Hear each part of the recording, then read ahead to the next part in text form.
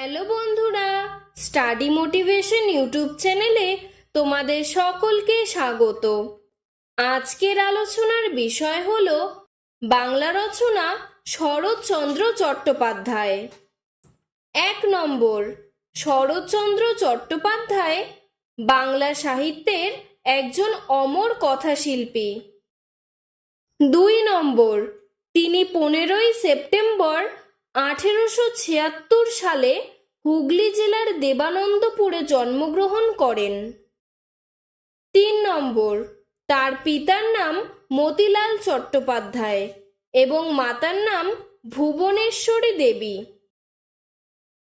4 নম্বর, মাত্র 5 বছর বয়সে তার বাবা তাকে দেবানন্দপুরে স্কুলে ভর্তি করেন, কিন্তু অল্প বয়সেই তার বাবার মৃত্যুর পর তিনি মামার বাড়িতে থেকে ভাগলপুরে জেলা স্কুলে ভর্তি হন।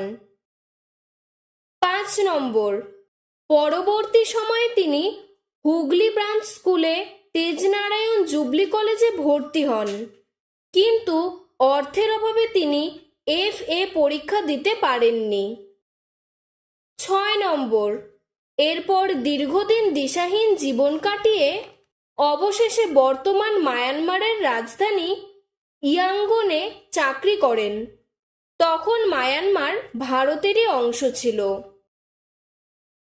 7 নম্বর, সেখানে তিনি অনিলা দেবীর ছদ্মনামে কুন্তলিন মন্দির গল্প লিখে প্রথম পুরস্কার পান এবং পরবর্তীতে বিখ্যাত পত্রিকা ভারতীতে বড়দিদি নামক গল্প প্রকাশিত করেন।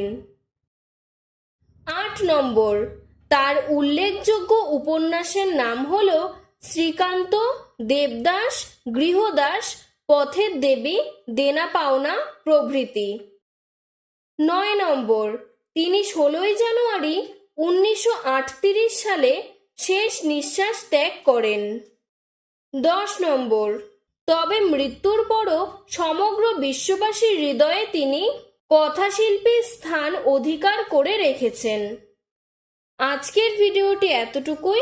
তোমাদের যদি আরও এরকম অন্য কোনো রচনার প্রয়োজন হয় আমাকে কমেন্ট বক্সে জানাবে, আমি সাহায্য করার চেষ্টা করব।